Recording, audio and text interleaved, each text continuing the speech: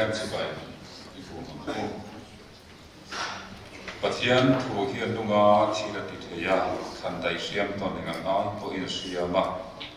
Nunna le tharau ru tu le thing thil sang kho hian ina chun theya. Thil lunga ngai tu le tu te hi aseng theya ni. Thil siama ma mi tu lang lo re renga om lo. Kan chan chim kan then na tu ra mi muwa chua dem ki. Saru le ong sain all zo ani. La para tu thiam lim kan sa tan wal som bok se. Pathian chi bai pu na tho lo mai kom mangat rom ton te lo kal se la mi chu kyan ko san tu ko na sa na ya.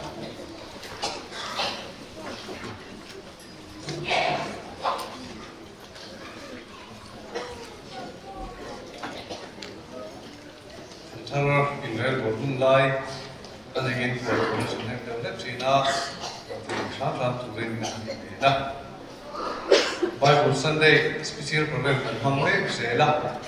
zaina kan tu kui tu hi pathian tu sing tu ra to kan ni ti dia kan pastor ne na train kan nai kan group sai BSI group sai omanga BSI certificate sem anianga kan tholo hi Bible Society kuala ani ko pang in Bible Sunday ngin going to no fa kan ani ti ko na in la na he kan rector te an chu lo ma ba BSI lo kan committee choi to this committee te le collector te hoi ka tin chu mula au digin ang na chang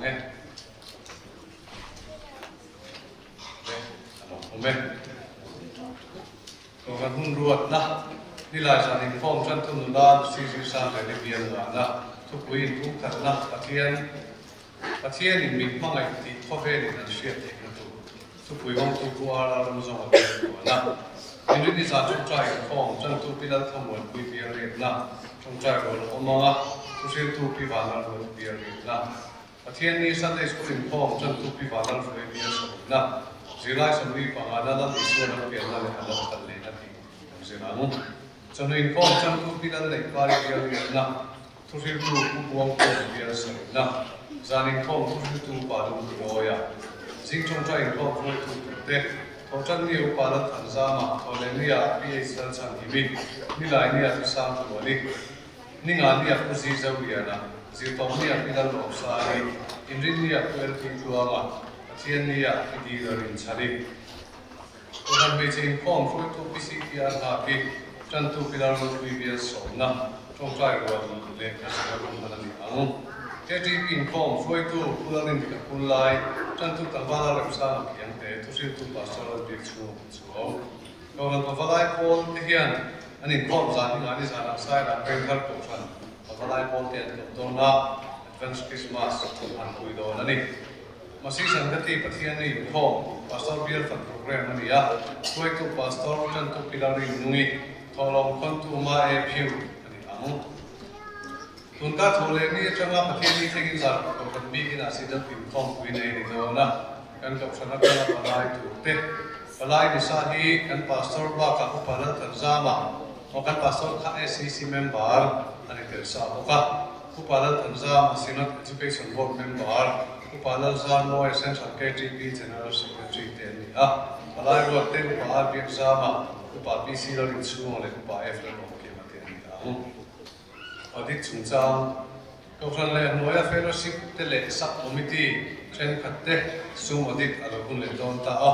auditor tu la ro te an puang nga mani rem chang na nga auditin audit report hi disen ba ni som thum sa ni som hi ba nga thole ni ra ma in ko khan secretary ne na te tu la ni a auditor tu te tual chung le building pa lung ki oi le ko steel an choi moya ram thar upa PC lo rin chung le ung sa so la sai la hi ko han kan tu lama khan upa la than za ma le ke la rem ru ata ti ata la na ni a upa la than za ni ram thar committee chairman la ri wa ngin ka ti khan siam me ani a Christmas le kun thar ko hi chu ti an chuan ko han kan tu wang pa PC lo rin chung ate kha ram thara kan son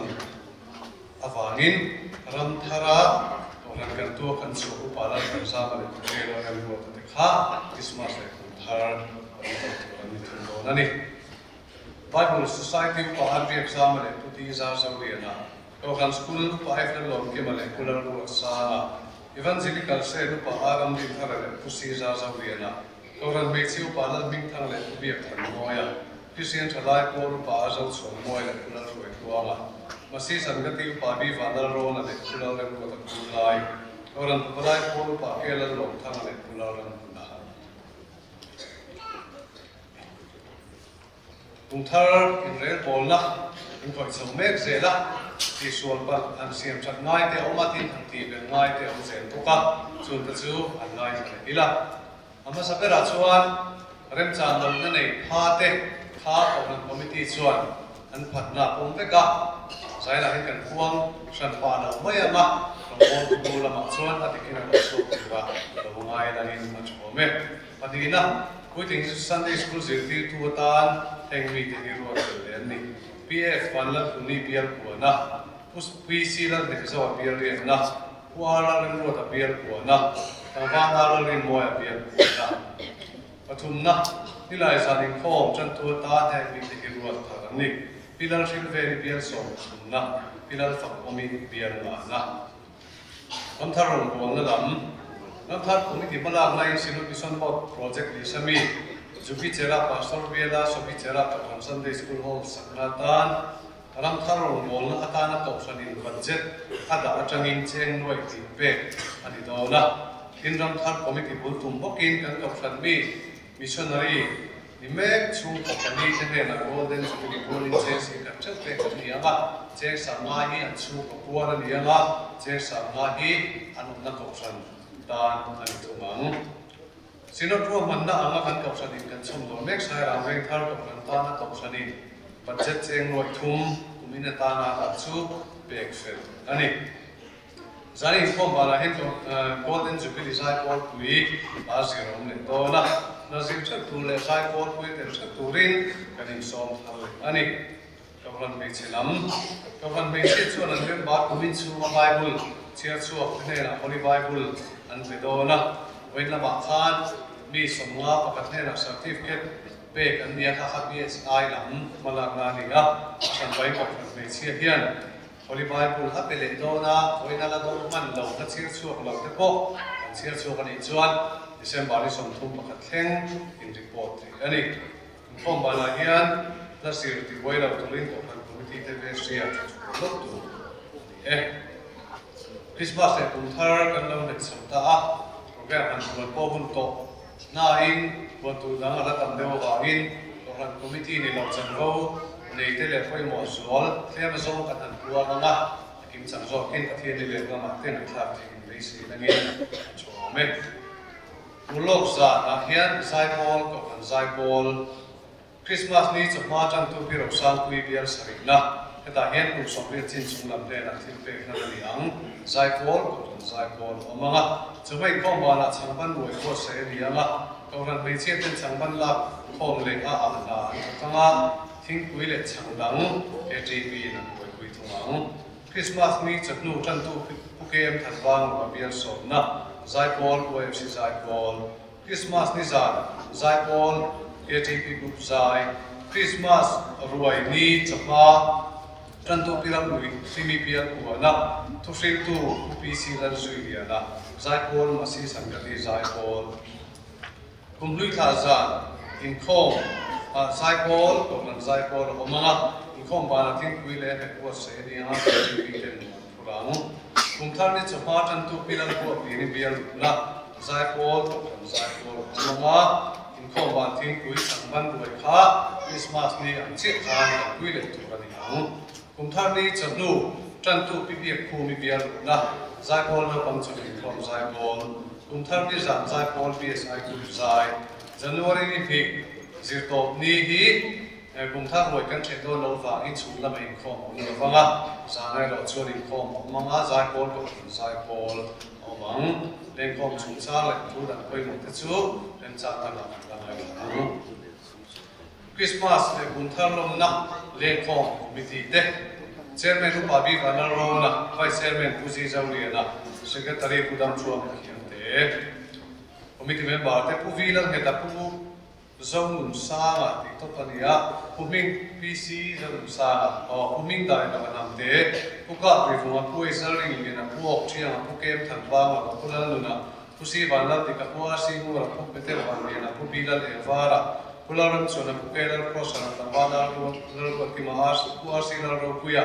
tang ba la ring ru pu ti sa zo li na pi te pi si lan ma ngai si zong sa ni van la ru ti lan mun dui la sa ni e van la fu ani lian lupui ti tu ran yo me panal theng external san himilal nu hemi khor sa himilal sing kui lal cha ton thang ilal busa milal noi oilal ko ilal pe tu ilal lo sangi nulala ram chani nulala din kui nula bilal din kui pi telal nu tharilal din kui vanal pe kitab ming thani dilal in chani biak chuni silal nu oimal so thani external mon kui chal zoni lal sang zoli lal dasiring mo kanzami ese chan biak tu ilal kui ya bino sa silana ni lava te kalama chen tu aya pf lar pan moi ming than sang ram moi naring thangi ko ku te ani a pan te kha le ko apia ma pasuai tu abu tum tu ka be se ani sub committee ngam sa ko na ni to a kan ko ba te an puang le ala pa bia kan lam lo nei ma appointment letter se ni tho tina share katin ko be te hi ko na ni to a appointment letter atala na ni Facebook tu la mai lagin kuna ri nan chia nan da fa masi sangati committee te pusilan kan suala pu te ti za za li na PC ming thang ka pi ko dam chu ma khian te lan mon pu e tam thun da na ram chu na doctor bi lan fa suala pu tu tangwal bi na suala tam chong pu e pan lan thara nula te isal tan sari ka thani thang dai la vi Peter sang zeli exal sang li CTR ba ki sila rin moi alan moi rebek na ron ni nula te bilan din puilan ram chani alan chatri ke bandal thuni lan din puilan bing choi ke bandal chuangi tangwal ro moi kian te tangwal zam nun sa nula la rin zoli nula cha zoli ku bi man so zuala ukam ro dinga pilar ren moi kuma lo man ku Social Front Committee member te puwalan sang anam te tangwal bilal mo fela punlal mo ki maren se dulala kan tuangi pulan san dam puar dilal enki manulala ri zoli tangwala ri sa te nulala si sa se le pu fi mal so zola pualan bu ngai sa tangwala ri than nulala cha zoli tangwal bilal lom sa pu sa min than nulala alal mo ki bilal pulan ro tuama tu si min than mo ki sila ramza bi nulala bi pu tangwal bi sila mo ya Ivan Silikal share. Putelan lunalal chan himagila eki malal rin kuya sha share. Besiru zawgan zuala. Tangbalal romo eki ante. Tangbalal ming mo e tangbalal ram ngai koma tangbalal rin kuwa nulate. Nal din kui repekala rin zole ral te lal tan kui bi tan zoli bi lal din kui zaw bing sari pisi lal din kui alal chan dami. Nal rin sari malal zole share. Bible Society Committee member Pute Pite Lal bi exam valar mo ti patsuai me zong ki mi sa lo thani dal ngai pami dal ro kui si dal in moi dal chan bi dal ro kui ka bia din dan ya dal ren to ni dal mi moi si sa lu sangi lal ba in lal ro chari nulal lo suali pilan ni pare ki lian ko kui nulal suali Pite mur lian tuangi si dal mon kui dal sa se dal sa ni dal in sangi e valal pa mai dal mi moi si valal mi ni ke dal sangi dal ne mi jene dal tuangi Valal sami dal sang zoli arsa kan kimi afi dal ro dongi nulabi kan zoli pisi dal mo oi bilal kan tuangi music light and sound committee pute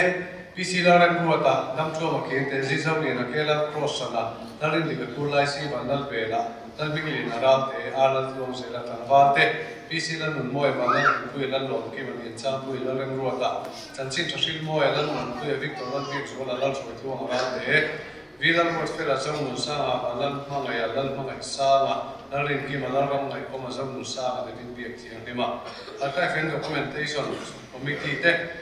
pu dar so tu ang pulan so zola pulan ro sa ke zong ming ta puan mangai sa tangwa te a tangwa dal ro kima ru kan narin fela dal eden thara ram sa ba dal pek sa nulate alan mo yo kan tu ni pc dal dik chuangi Napang Sunday School City tu te leader kuma chongtong ra te kalam committee ruatani assistant leader pulal fakoma secretary tangwal zam luanga assistant secretary tangwal eklam sala city tu te senior department ania pularam moya pularam mona tangwal te wala kan ke Christopher lan ku ila remsa ke vila lomsa biar fela ro ben mar somno le na nian cham ku ya late Rebecca lan juri ra te na min choi ken di lan sa mi la rin tu ma ala chan da mi Israel sa mi mi la choi to ni lan tha zoli nan se mi kan moi la kan tu lan min sa i Sacrament department leader to paharam din thara committee ruala Assistant leader Pu Vimal Som Zuala Secretary Tangwal Christopher Zoba Assistant Secretary Tangwal Al Oma Zirti to the Pu Benjamin Valal Ruata Tangwal Lo Kima Pu Aral Mang Sala Tangwal Lo Moki and Lat Aral Moizam Chuami Usi Susana Irani Intermediate department leader Pularin Pulai Committee Ruala Assistant leader Pu Isaac Lavindika Secretary Tangwal Badal Chandam Assistant Secretary Tangwal Badal Puya Zirti tu te kuvalan lian sa tangwal orang jam moya tangwal orang sava pulan biak su moral te tangwal PC balan ha tangwal orang king tangwal le plus moya pualan tuang sela tangwal orang ki manula te bilan li kui badal se trilan kan tuangi PC lan kan muri doktor something kui manula jon tuangi alan mo ki bilan moy chachua Junior department leader take over committee rosel and the pulan li naral te Assistant leader Tangwal Victor Lalbiak Zuala, Secretary Tangwal Lantungai Sala, Assistant Secretary Tangwal Alan Pekta, Zirti to the Pu and Tu Lalbiak Zuala, Tangwal Azam Dun Moya, Pueflan Moy, Puya, Tangwal Divina in Sana Azam Kansama Zon Monsam, Tansit Sil Moya, Lalom Kima Larin Rota, RC David Lalin Kola, Ruben Larin Fela PC Larin Kima, Uke Zambing Tanga, Tangwal Telan Bing Moya, Balan Mon, Puya Ramdin Moya, John Balan Moya. Nulate biak tanzoli ke balan chungi ala lo kui pisi zam to kui si li par moi sara balan moi biak kui na se kimi na se sule balan chami primary department leader tangwa pisi nun moya assistant leader kui balan zara secretary tangwa ni la na ko machinza assistant secretary tangwa balan rotika zirti tu te kui liam bi balan fela tangwa te chonal ro fela la sang ro tira ro fela Abraham nan chonal ro sa kumai kalal rin chana Tangwal te sila lo ki ma chu seflan tuanga Samuel al ria ku emili jam sang rela lal ro fela lal chan chu sing son nula te al nula la ram chani be bi lan ma soi wa dal fo se ri dal ro ku ral te pi sila bing chung be bi lan ria ku pi sila bi ku wa dal nai beginner department leader pu jacob dal chwala assistant leader pu adilal ek ki ma secretary tangwal al sa so ki ma assistant secretary Tangwal Jordan Wal so Zirti tu te tangwal te Vier na isola to chomai che sa chu no al so to ala te da te thara te bit biak tiang lima Alan Morsa pulan biak ki masing son Alan Morsa pulan biak ki masing son Tangwal Jacob Darin chana Nula te lang dikui alan tra kui ba kui king te zo mi sa ni rosi la ren roti Lan dikui tawlan on kui ami lan mo ngai zoli al fa ma so zoli la ren sa ni ren kui ra te ba lan lui sa ni Pre-beginner department leader Pilar Sonomi Saidam, assistant leader Pilar Rodongi, secretary PC Zam Musari, assistant secretary PT Vietnamui, Zirti tu te pite va Valal Mangai, Nalam Gote Patsuau, Lal Sari, Lal Pek Tuangi, Tamoi, Ke Valal Buniru, MS Dongi. Youth for Price, YFC Zirti tu the leader Pukera in Kula, assistant leader Kula, secretary Christopher. Assistant Secretary Tangwal Al Secretary to take Pualal Mang Sa Pualal Long Sela Tangwal Lian Cham Pualal Moy Kim Naram PC Narim Kimala and Tarapu Benjamin Vandal Wata Tangwal Ramsan Kim Tangwal Balan Win Late Zam Tuni Sarab Balan Moy Usi Sang Zelu Moy Tatsua PC Narim Kui Sarin Sangaram Soli Larin Soli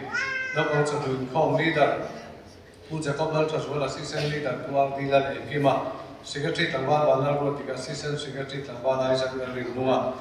Zirti tu Tangwal te Larin Nua Abraham Lal Chaswal Elang is Pomachin Zata Pular for Tuama Tangwal te Big Ting Lima Pilizam Sang Rela Vanal Chanda Maef Lal Fabzula Vanal Pek Atla Vanal Nunkuya Jonal Lal Som Nula te Lalong Kui Baby Lal Ria Kui Pek Kui Vanal Chami Lal Ria Piwi Arnal Pek Sang Biel Som Khat Silang Lam Zoli Bimal Som Zoli Samwak Zoli Si Bilal Hum Chungi Kelal Chan Lami Alam Bik Sang Bial Hum Alam Chan Chungi Kelal Ruak Kui Lal Siyati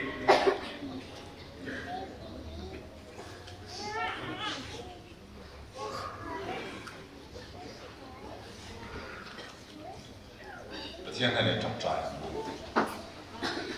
lâu qua rồi bây giờ phá nó đi với là đi thiên mấy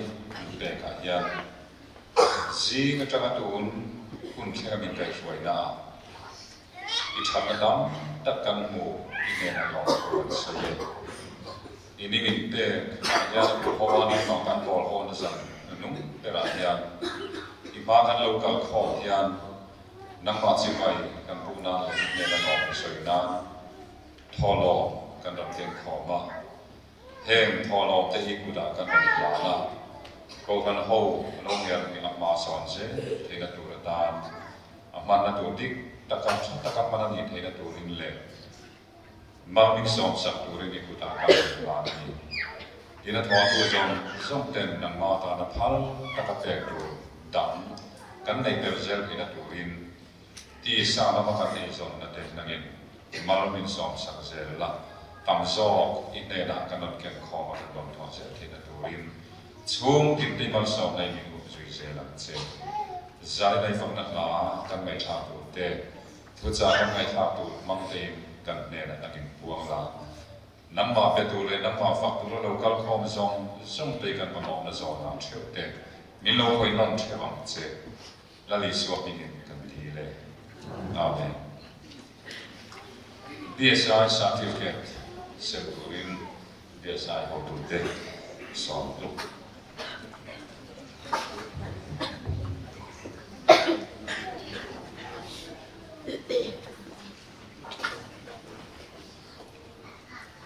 Jena certificate and security gospelide Bible na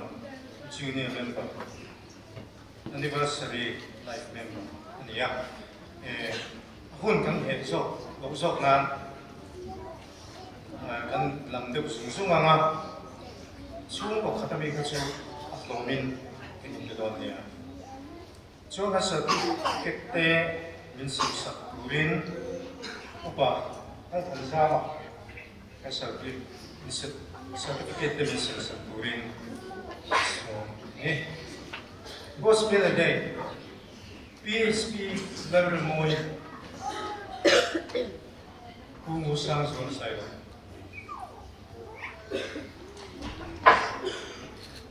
no panglan ngon puyi apa kula julu doang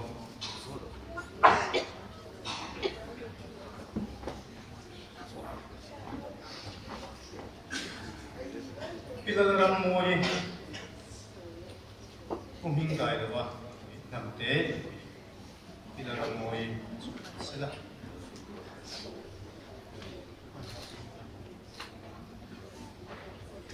biel tu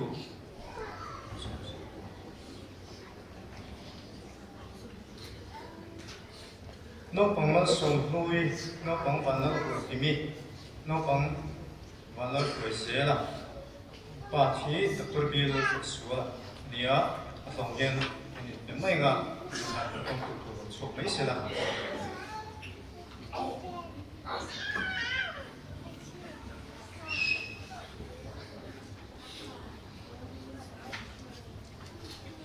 Bible memang PB dari kimi upa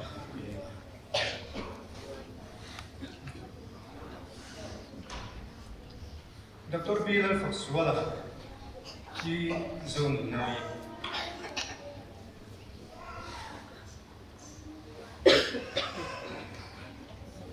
junior member Valal Gamrot Fela Father Ramswell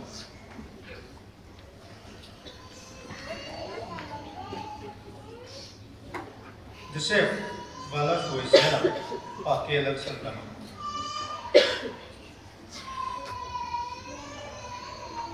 Scooty MZ01 A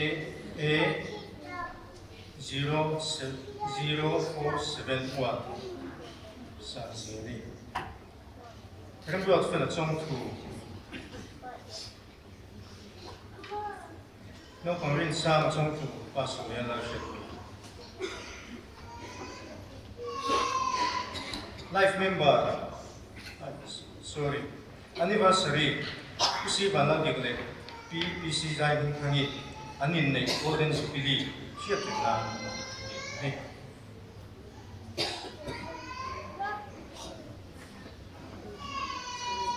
life member consent của hin page là hi cái mình làm phần đó vangin em sang là mga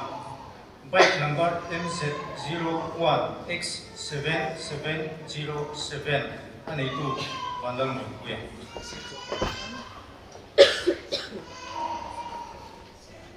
khi cái gì xua lên đi xua bắt xem trong ngay trong trong là thôi tu thế này là cái này chuyện thì còn nhiều trong thao sản phẩm biệt xem yeah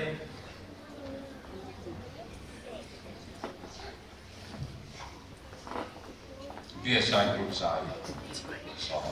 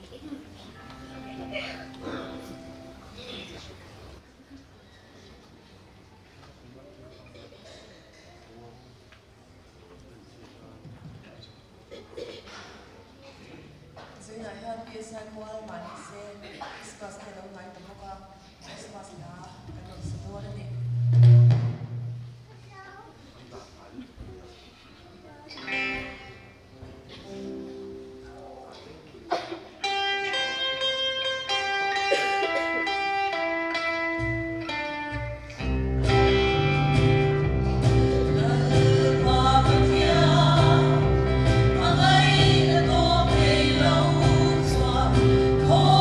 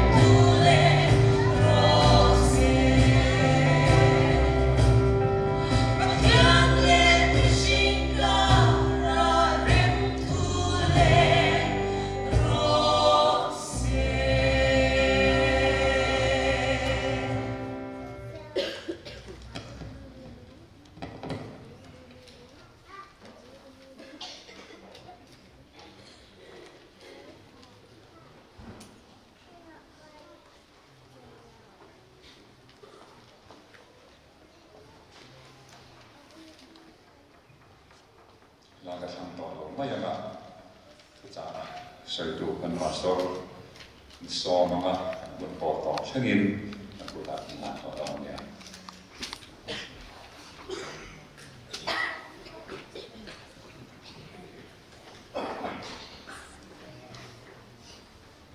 Esana yan tu sai tu kana ruột masa ila sui om tak soka mai kanan committee ina ti masa sok chu committee chairman upapira ona amai ro chu suya atopa a trans president kal chok mekhen suive silam ti ya a corona min chu pui vak bok si lo ba chuan ka sei la tan min chu pui vak lo va kan lo thu te po kan soi ni selangin ten hei bible society pual ania voni la ma khan trans level ate atol sung level atia bible society mi mangunte kan mel tira auxiliary level kan ko san mi in mangmen te kha zana mi tam tel tu da tia ka kheka achan chu sam de wa apa seperin hey kan ko kan hi kan he tu kham wa plan sa te po ajol lot tu plan sa yan kan plan khai din tu poi mo tak komite poi mo tak member te kan ko kan pa te kan ko kan mi te ya tin auxiliary ate po he auxiliary level make sure na ma committee member sang ate po kan ko kami kan po kan ya pe mun lui andi very extra time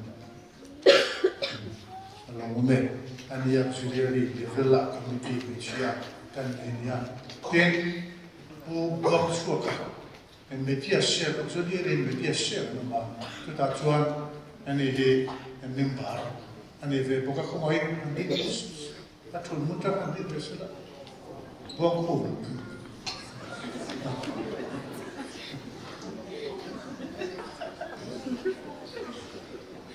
adina ka khat ka ni ka ten pe le from no ma amin ka kana soi so paran vo tla ya ko soi zalina ina soi so mai ni nanti pala minda mai thiam seven na tha ame le zarina kan thu pui kha pathian thu fil tura ko kami pathian thu fil tura ko kami ti ania pai bu chang ka ran lo ma thai ra ni marka bu so chang so ma le chang so marka bu so chang so ma le chang so an nena khavel ram song song kalula thil siam tin reng nena chan chim tha hi fil u chang song nia an ni po chu an chuka ram tina thu an fil ta lalpan an ma ni a tho puya an thu chu shin chiana thil bak te in ati ke chu zela lalpan kan sa ta ma so se amen kanช่วยเราไม่ให้we can loving หรือว่าตรงนั้นกันบางมากตรงใต้ช่วยกันดิ้งเต็ม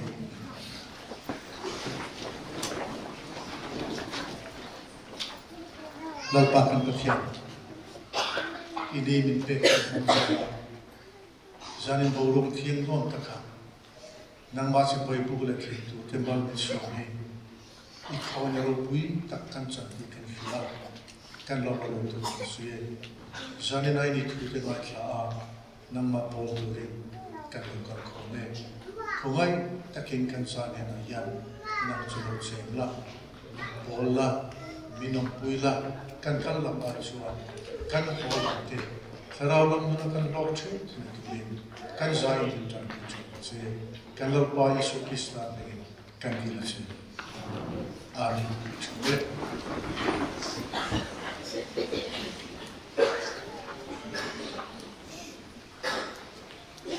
Hep raibung li char som ni le char som thu ni cho chia bốc tủ ra này anh ya anh chia cái này bắt thiên thủ chu lúa thiếu à cái kia khăn đại khiêm tôn nên ai khiêm anh thủ khiêm số cả khăn chia mình chia tổ bằng khăn khăn chia nó vậy ru toilet khiêm te nuna lệ ra cũng sum te thâu sang ya real ro mai tu lên tum te bốc khiêm anh thì khăn ya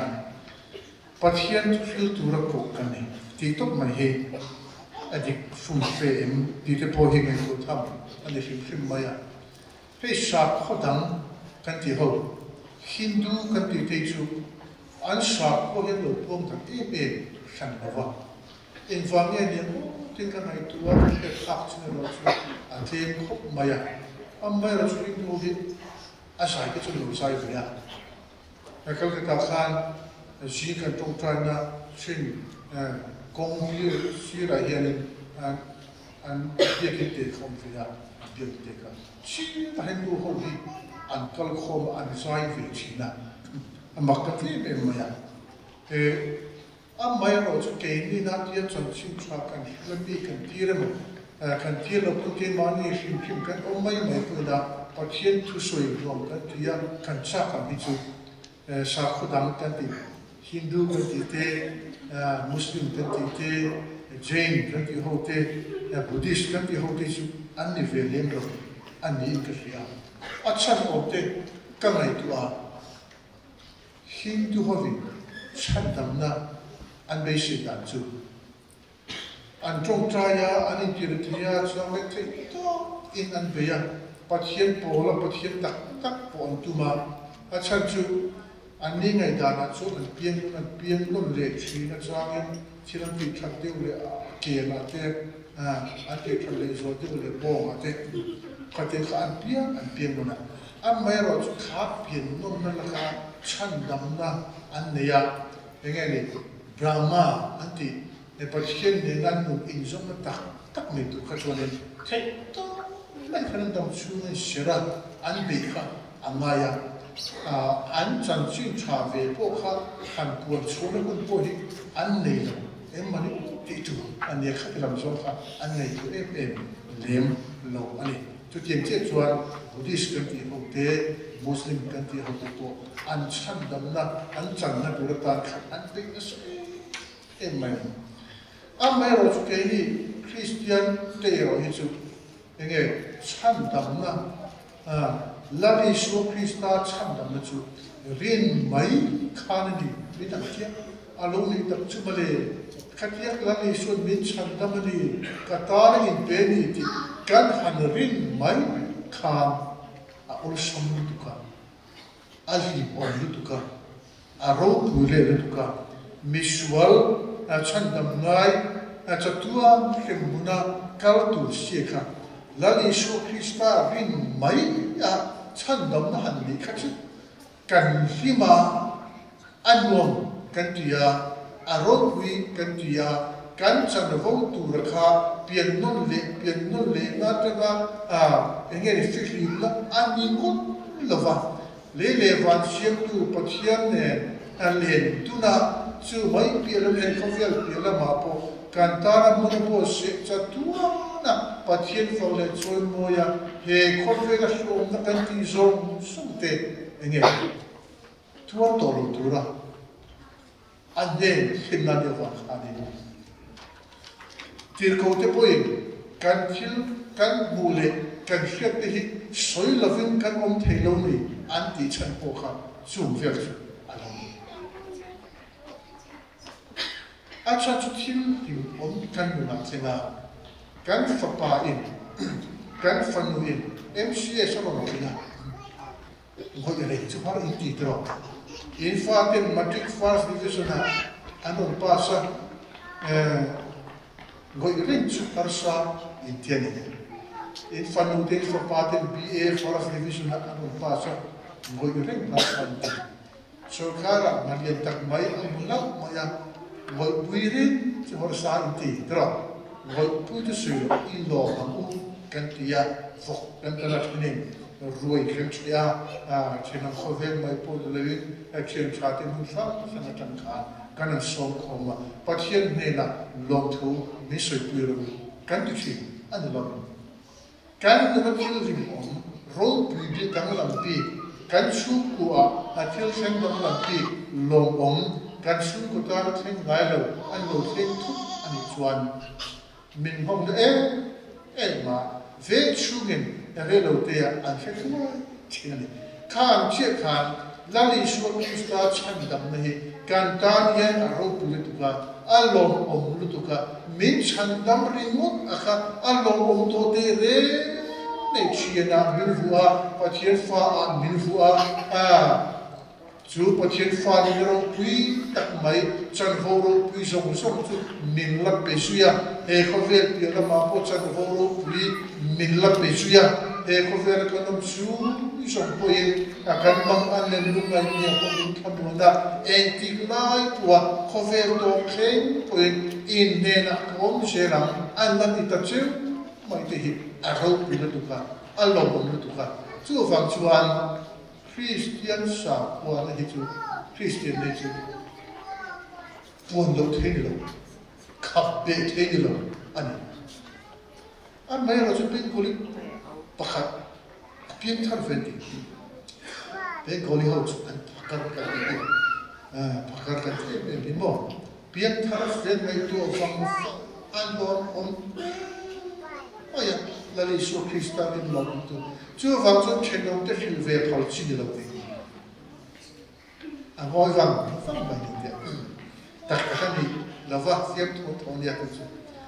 an ma e ro chu mi hling tu na yan chu tiang ka lo om thil ro pu ye chu enge a lo chen khan mi an ngoi thi lo ni chu wang chu chan da ma thu chu he bu yan jia an la chu chan da ma thu ro pu ta chu he point jia ya bible ya chu mi ten ma lai chuan an nei lo an lai chuan an nei lo bible chu a fa e ma ko thani ko pitle ma ko la a chier thiam chu pui thiam ho ten dia ba lai tak tak pe chu chuan ko ve lo thang je na bible de chu printing press te lo chu chuan anan chu ve ya am ma e ro chu bible khan mi pui mi mir a sen pa chu fang chan ni pui ni mir pathian tu du si kha an tu ha ma Mary Jones kum komi le an chu ko ore thei ta puan ta e so an no be kum komi le po khan chu bible chu ne ve cha ma ya kum komi an ne tagin a poisa an ne ang kha a khol dan kum lu chu a kholan chuan kum ruk a khol tu chuan bible pakhat le na tu chu an nei ri ta ni chuan an quarter kilometer sumli pangal la chu kilongin akala kum sa khabe jogel kum kha an quarter kilometer sumli le pangal la faido an te khan ke in akala pasok sar sane na khan chu bible chu afaleta alon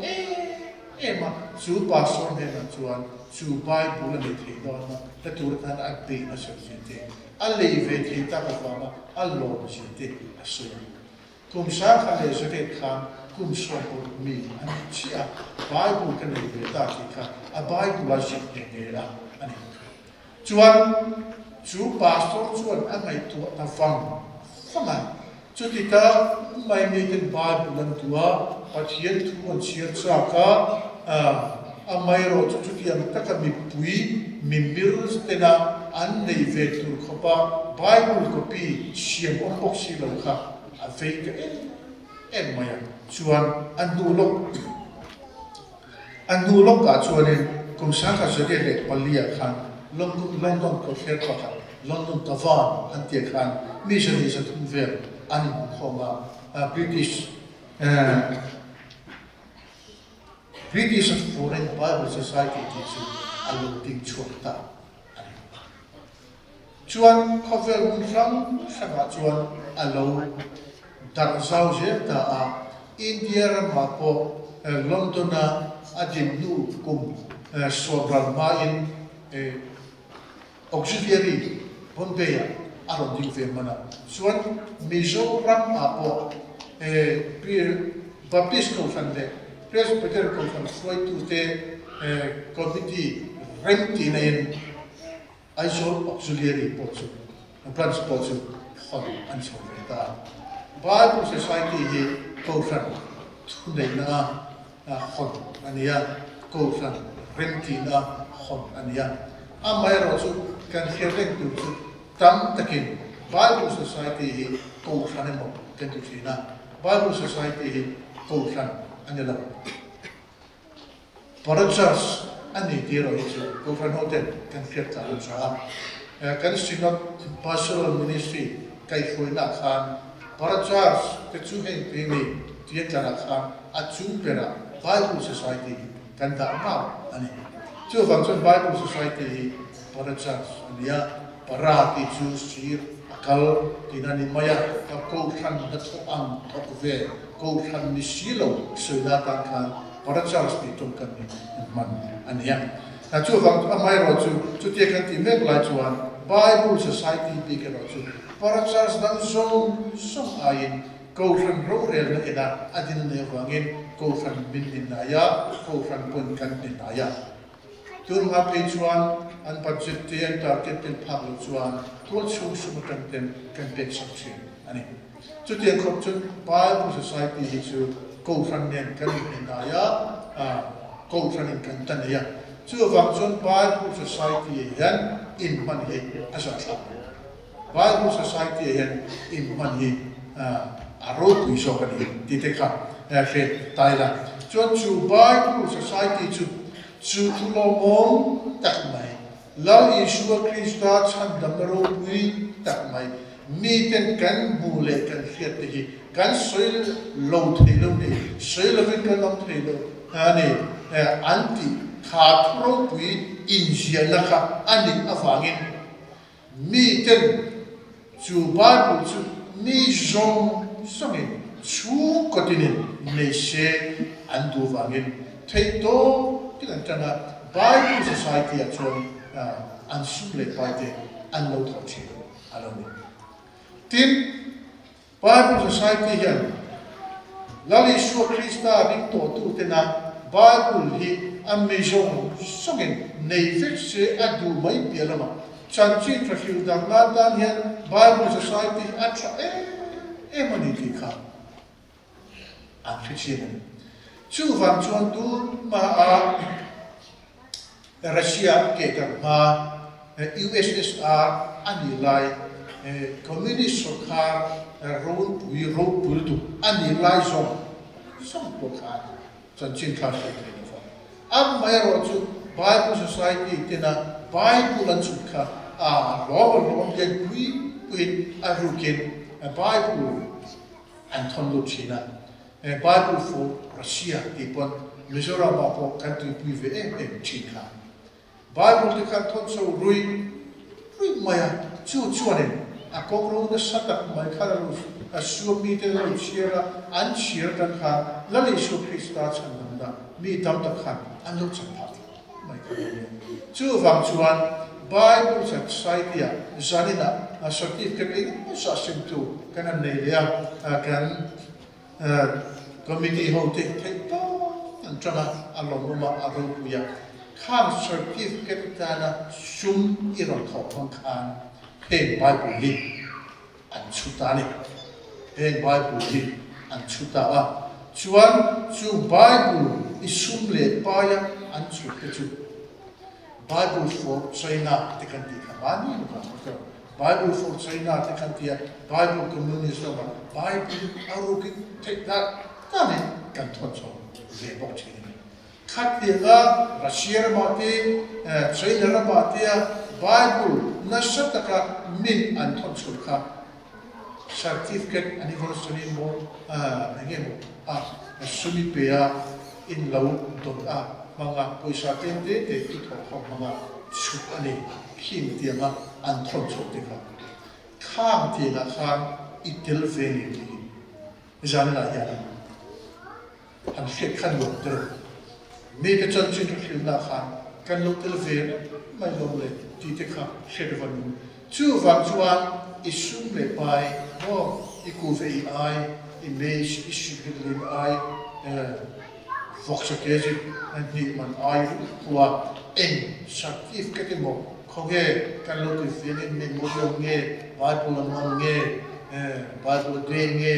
en engemo in ti ve pang khan khap khan na sadak mai chanchim chai khofel alu le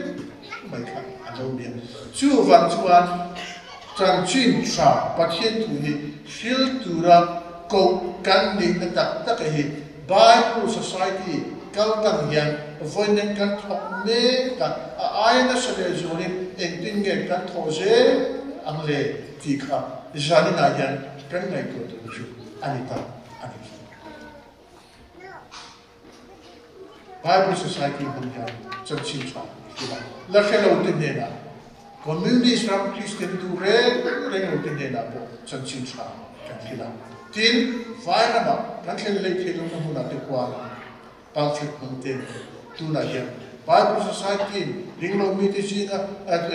sim turan chi Bible chang ni kan te mo te ka siam te ka at chuche maya at orin kan la a kan sim khili sila kan Bible khan a khasi ho Christian na mi lo khasi ku za so ma de Christian na chu ji nga chuanin kan va fe chu ka kan Bible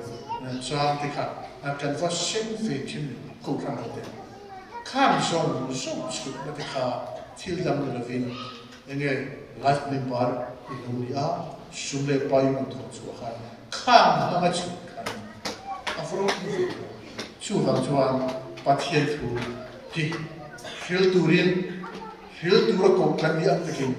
Bible Society mang yan ihil je te go apani na chuan Bible Society ke mang yan nang le ke hi cheno ko fe ni kan ni tan pui ton vel mai kha ya ke hi chian te po hi a chang ri khop mai le ka bu dora kan la he ti na cha pe ko cha ko si chu cha ko si ju chen sang chu ani fi mai le foreign edition ni pe chu ta ne ko ke ni dong chu le ko tu cha ti kan le ta la le ba am mai ro chu Bible Society ma sumle pai ke ang ro tho khom khang Bible Society chuan Bible mi so tong Bible kha asu chu na man chu to viam maya ai so la no thu thing dia ek tin nge chu ko tin Bible an le so to yang ar thei ber ko le ke tu dia ti ke su ka subsidizing abdan thobin Bible Society khan lo so kin an khal chu le da chuan nang le ke ya Bible na te Bible thata te kha ka chu ko economy na apha to vet ang kha kan lo le ve thi pha ta ni chu wang chu Bible Society in man ya kan in tan pui to na ka kom thang pa ka kom thang nu ka kom chak pa khan Bible miso Bible dak tak thata kha an lo nei ve pa ni ti ka chu wang chuan Bible Society hian I tang se te go ti khan tin tu na hian Bible Society of India hian project ye em sheba India ram jubilee ram to na vai India rama mani tunga Bible la nei lo ti atam so ka chuanin an mani tunga Bible an nei thi dan tu hi asoma jubilee phen ma yan atam tian le lina Bible nei ki kha tu ani am mai ra Bible pakhat le lina ta nian tu som le utote anai chong tara le dik tu chua asum sheria anoi ni khakmod ni lova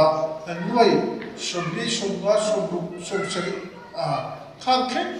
ngai kha chong pakhat Bible le dik tu ya among tu he suli an lo sa alo le ara cha an mai ra Bible Society chuan mi zo sungin chong song sungin an ma ni chongin Bible le se ki adduction engwangin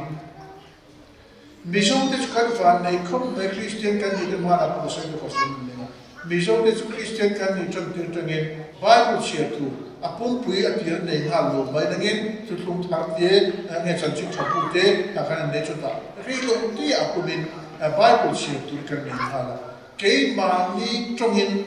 can hear him down to Nakapatia can hear him to the Turin. Bible to Chan double to he can Tongin can share Nala. Chu Christian na kan be chanji. An mai ro chu chanji cha kan fila nam dam singa. An ma ni to ni chanji cha Bible an share tu Bible an nei ve si ba. Chu wang chuan an thim lunga hian pathian hi chiam thilo chi ro. Eng van nge tu ku kan ti bru kan ti kan ni so china a di podi china. Am mai ro chu ka thli na chuan bru ho hian an ma ni tongin ma tong khan Bible share tu nei siragin Christian an ti an ma ni tong zir chapin tong thiam mang hei lovin kan sang mana ke an fian ke an fe chung kha Christian an ro be an khom kha Etin dia Bible ni fe kan ram chung be moti sak ma ho de chu van chuan nge mi song te chu kan van ni ta ke pat hen du van ni ta ka nam van ni ta ka si ma chu kan van ni bi na chan zo ke ro chu nam dam te ta na mal som na kan ni thina tu ta na van ni bi ka lawan min siam ni ti hi jani na hen ko van hotel ipom chuan Bible Society yan nasale zul kan ta la so asial kan tu ta te chu pathian thu chu puan chu tu ani mo puan chu tu ko fran masalu tiga Pentecost ni ya tharau thin dim alo thina tharau thin dim alo thina chu chan chin tha chu an thim lu wa ti ni na ta ka chuan an thil bu der khir chu an puang lo thei ka fa peterate Kati lai mi do isi per aga om lau mau re re ko sa sudah de mau re re to i kha jura sudem ko lai ya chuan chu chan thin tha chu an puang lo thi puang tur ko an ta ta chu chan thin tha chu the dar tur ko an ta ta je dir so le pani de chu an so fa in Jerusalem tan chuan mun fra sam hoin chan thin tha fil turin an kal chuaka Jirtir Zakopopo, India, Malabar, Lothanin, Edison Book. Assembly of Mavela Khan, Madras Fela Kwan, Sanchin Chan, a film, and each one, and Polo Taylor, and Taylor Taylor. Two million of him, two, but yet two can take up to two. To kill the thing. To kill the thing. Can they not a chua to kill the nail can they not look in but here at the nut are to kill the thing. A to work shop to the tea can be.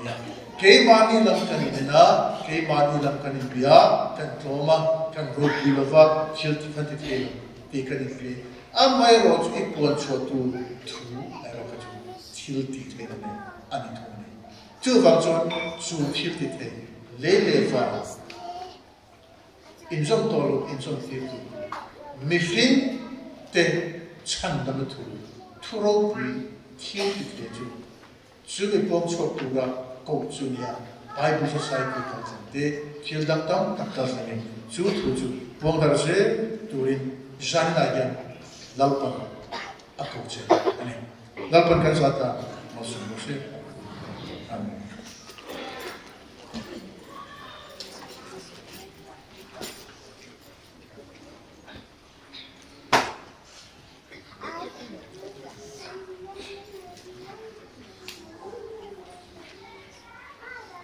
Jadi kan tolong ke si kat sanru jasari sumsari, si kat sanru jasari sumsari ani. Malu sok ke binti tak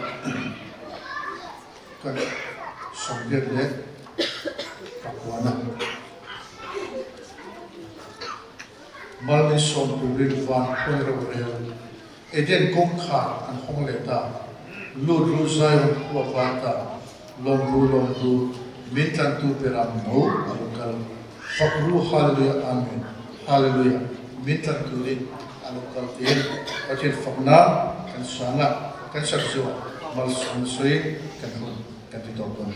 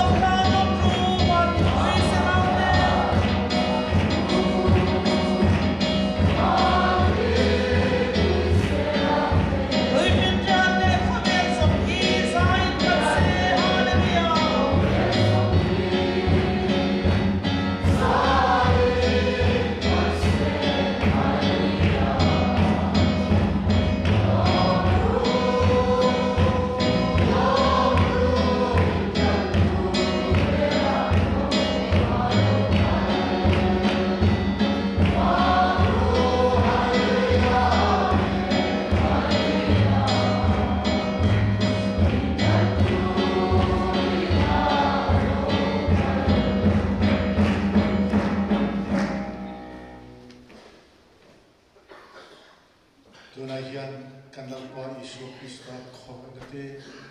kan pa vanami bangai nate le tlarau kim limona kai khoi tale om puna du om tak chu Izan hena hian tu na tanga chatua ni do